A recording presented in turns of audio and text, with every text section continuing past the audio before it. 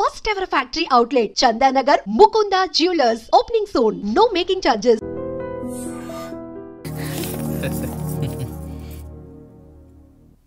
పిల్లలు గదిలోకి వెళ్ళారా? వెళ్ళారండి. మీరెంత ఏంటి ఇంత రాత్రైనా ఇంకా పడుకోలేదా? మీరు లేనిది ఎప్పుడైనా పడుకున్నామా అన్నయ్య? అందరం కలిసే కదా పడుకునేది మావయ్య. సరే సరే, అందరం పెద్దోడి గదిలో పడుకుందాం. ఈరోజు వాడి శోభనం కదా, అసలే కొత్త. పక్కనుంటే ధైర్యంగా ఉంటుంది. పక్క నుండి దగ్గరుండి జరిపిద్దాం. పదండి.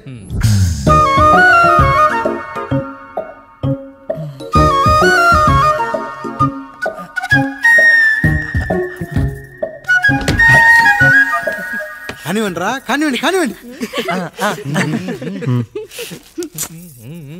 మీరేంటి మావయ్య ఇక్కడ పడుకుంటున్నారు? అదేంటమ్మా పెద్దోడా, చెప్పలేదా? మేమంతా కలిసే పడుకుంటామమ్మా. నువ్వు మాతో పాటే. అవును భార్గవి. మీరు ఊరుకోండి. మీరు ఇక్కడ పడుకోవడం నాకు ఇష్టం లేదు మావయ్య.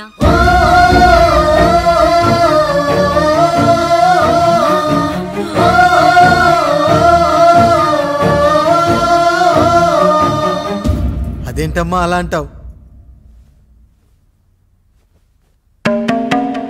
ఎన్నో చూసాం, ఎన్నో చేశాం. దుక్కి దున్ని కోత కోయకుండానే ఈ విత్తనాలన్నీ మొలకొచ్చాయంటావా తల్లి? అవన్నీ నాకు తెలియదు మావయ్య. మర్యాదగా బయటికి వెళ్ళండి.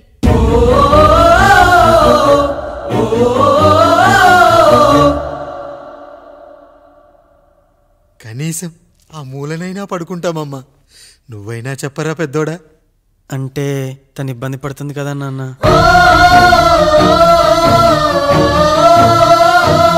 నువ్వు కూడా ఏంట్రా? పిల్లలేదో ఆశపడుతున్నారమ్మా. ఒక్కసారి ఆలోచించమ్మా. మావయ్య మీరు బయటికి వెళ్తే మేము తలుపులేస్తాం.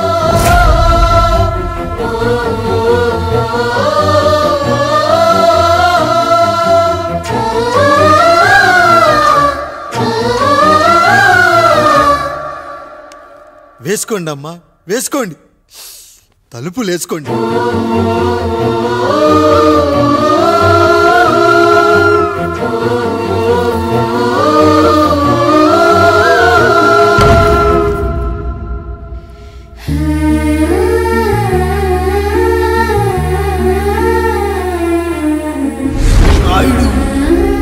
బిడ్డలు జాగ్రత్త.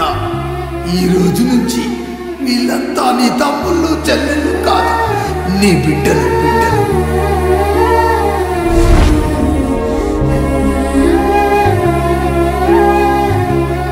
జానకి, ఏమండి? సావిత్రి, ఏమండి? లక్ష్మి, ఏమండి? మన గదిలోకి పదండి. ఇక నుంచి ఎవరి పిల్లలతో వాళ్ళ గదిలోనే పడుకోవాలి. ఇది ఈ రోజు నుంచి ఈ వంశానికి రాస్తున్న కొత్త శాసనం. అయ్యా అలా అరకండి అయ్యా. మీరు లేకుండా మేము ఎప్పుడైనా విడిగా పడుకున్నాము. అంతా కలిసే కదయ్యా పంచుకున్నాం. వెళ్ళరా వెళ్ళు. నీకు భార్య ఉంది, నీకు పడగది ఉంది. వేసుకోండి రా, మీరు వేసుకోండి. తలుపులు వేసుకోండి. మీరు కూడా ఏంటండి పిల్లలేదు? చిన్న పిల్లల వాళ్ళని ఉయ్యాల్లో ఆడించేటప్పుడు పక్కనే ఈ నాన్న కావాలి. బడికెళ్ళేటప్పుడు పక్కనే ఈ నాన్న కావాలి. గుడికెళ్ళేటప్పుడు కూడా పక్కనే ఈ నాన్న కావాలి. కానీ శోభనం గదిలో మాత్రం పక్కనే ఉంటానంటే బరువయ్యాను జానకి, బరువయ్యాను.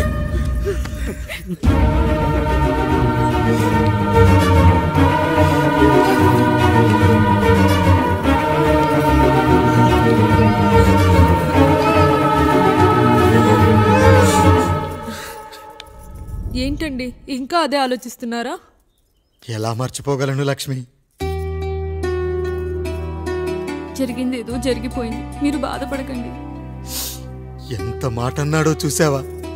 నా భార్య ఇబ్బంది పడుతుంది, బయటికెళ్ళండి నాన్న అన్నాడు. వాణ్ణి ఎలా పెంచాను? చదువుకుంటే పై చదువులకు వాడు వేరే ఊరు వెళ్లాల్సి వస్తుందని చదివే మాన్పించేశాను. జ్వరం వస్తే ఆ మాత్రలు చేదుగా ఉంటాయని నేనే మింగాను. నోరు తెరిచి అమ్మ కావాలన్నప్పుడల్లా ఎంతమంది అమ్మల్ని ఇచ్చాను. నాన్న అన్న ప్రతిసారి నాన్నల్ని ఇవ్వలేకపోయానని వాడికి నా మీద కోపమో ఏమో జానకి. నిజమేనండి, మనమంతా ఇలా లేమే. మన కుటుంబానికి దిష్టి తగిలింది. మా నాన్న మరణంతో ఆస్తిపోయి తమ్ముళ్ళతో నడి రోడ్డున పడ్డప్పుడు ఇలాంటి కష్టాన్ని మొదటిసారి అనుభవించాను. అన్నయ్య అన్నయ్య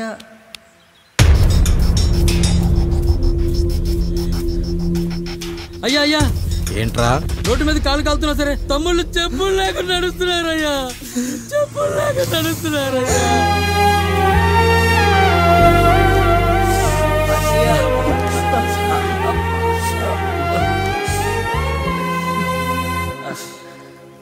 చెప్పులు లేకుండా నడుస్తుంటే కాళ్ళు కాలుతున్నాయట్రా.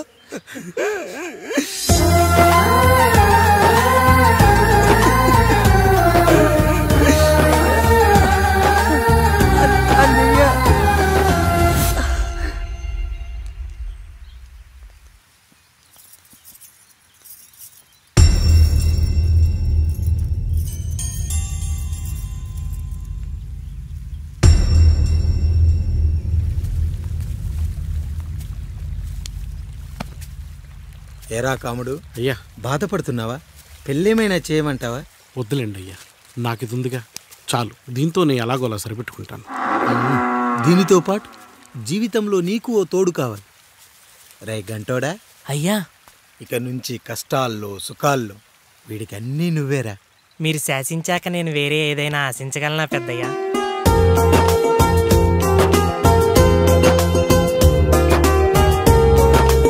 నీ గురించి కాదురా, మీ అక్కది చాలా గొప్ప మంచి మనసుని విన్నా. ఈ కాముడికి ఆ రాముడి గుళ్ళో పెళ్లి చెయ్యి. అయ్యా, దాన్ని పెళ్లి చేసుకుంటే దాని భర్త చనిపోతాడని జాతకంలో ఉందయ్యా. మీరంతా కలకాలం ఉంటారంట్రా. వీడు పోతే నేను లేనా, చూసుకోలేనా? నువ్వు పెళ్లి చెయ్యి, పెళ్లి చేయరా.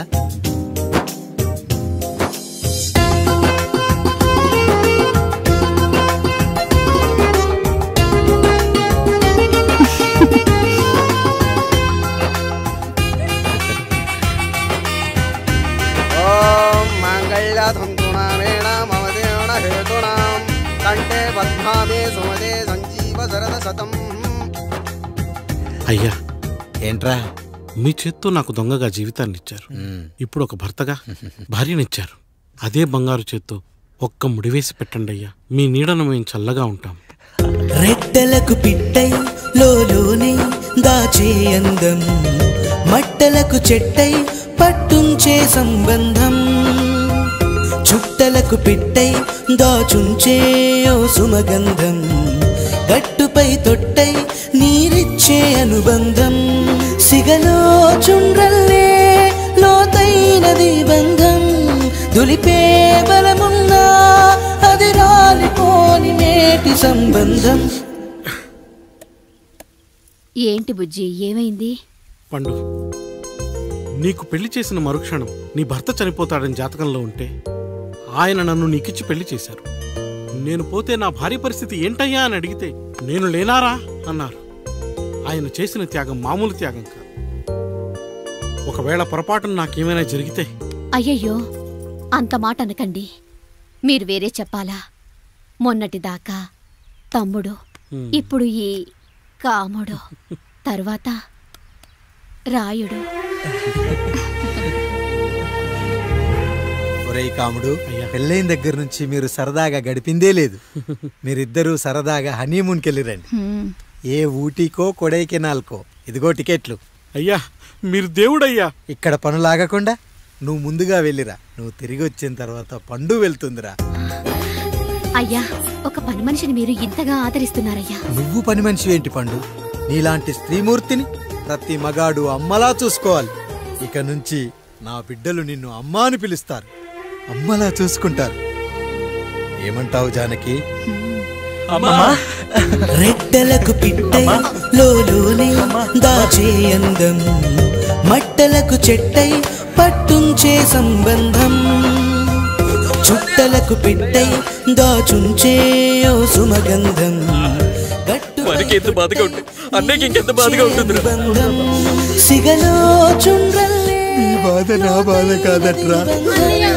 దులిపే బలమున్నా అది రా వాలిపోని మేటి సంబంధం.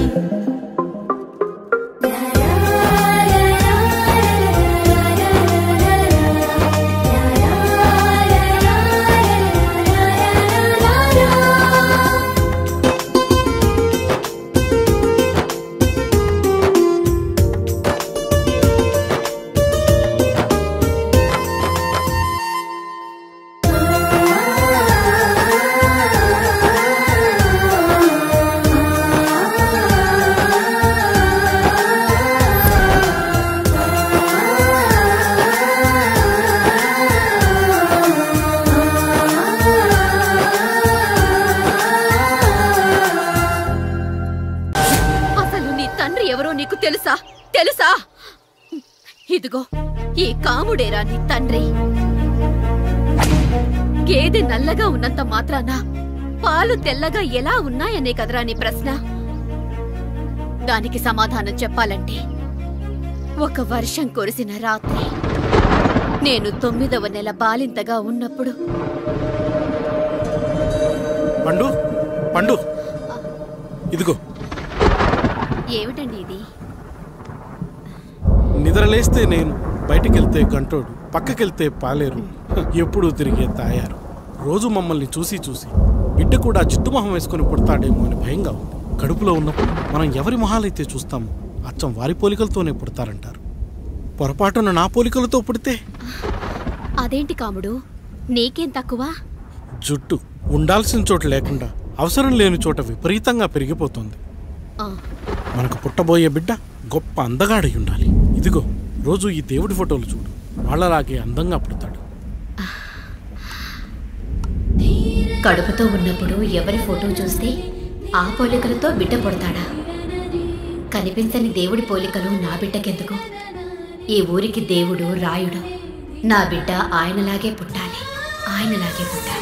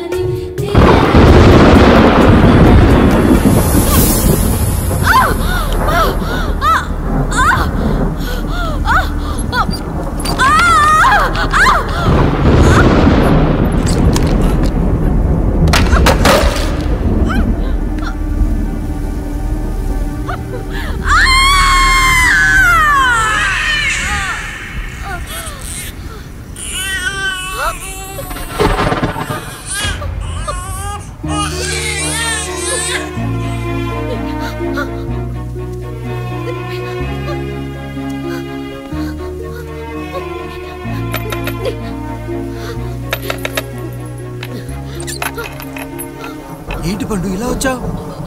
అయ్యా, తప్పు జరిగిపోయింది పెద్దయ్యా. ఏం జరిగింది? అసలే నువ్వు ఒట్టి మనిషి కూడా కాదు. ఒక్కసారి ఇటు చూడండి అయ్యా.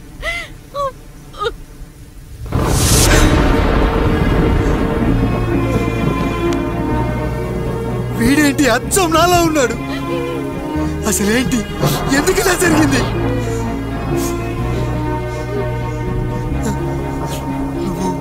ఎప్పుడైనా చీకట్లో పంపు సైడ్ దగ్గరికి వచ్చావా? మరి అమలాపురంలో శివాలయం దగ్గర రత్నాలు నీకేమైనా అమ్మవుతుందా?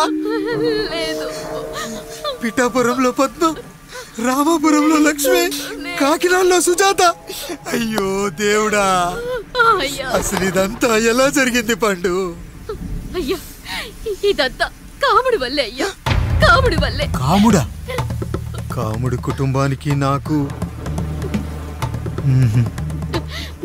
ఏం గుర్తు రావట్లేదే. ఎన్నని గుర్తు పెట్టుకోగలను నేను మాత్రం? అయ్యా, అది కాదయ్యా.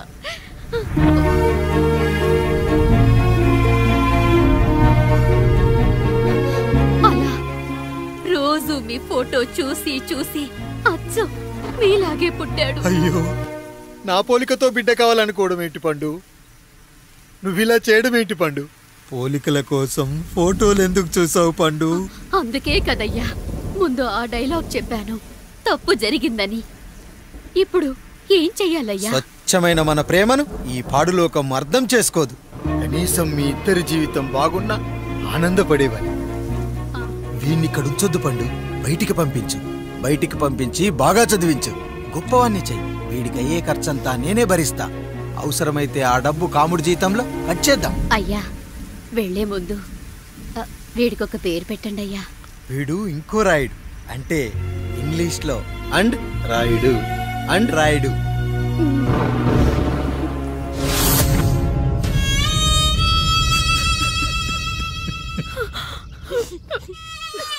ఇది రా నీ కథ, నా గతం. నిన్ను చదివించడం కోసం ఆయన మీ నాన్న జీతంలోంచి నెలకి 3,000 4,000 కోసేసిచ్చేవారు. అప్పుడు ఆయన పడిన బాధ పగవాడు కూడా పడకూడదు. చూసావారా, దేవుడు లాంటి పెద్దయ్యని అనవసరంగా అనుమానించడం ఎంత పెద్ద తప్పు చేశావో అర్థమైందా? ఒకడు నిమ్మకాయ పెట్టి పసుపు వేసి ఉప్పు కలిపి పులిహోర చేయొచ్చు, కానీ ఆ పులిహోర ఎప్పటికీ దేవుడి ప్రసాదం. నువ్వు ఆ దేవుడి ప్రసాదం. ఇక ఆయనే మీ నాన్న. చూసావా అమ్మా, ఈ రోజు నుంచి నాకు 3 అమ్మలు 2 నాన్నలు. నీకు మాత్రం ఒక్కడే భర్త, నాన్నకు మాత్రం ఒక్కటే భార్య.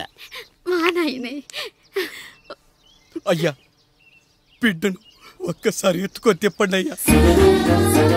బాబు, నాన్న,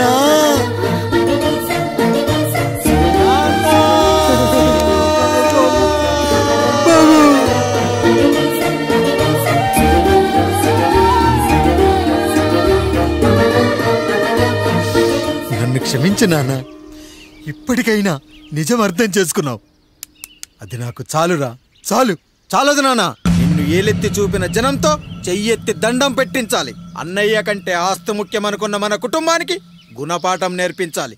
ఇక నాకు వదిలేయ్ నాన్న, నేను చూసుకుంటా.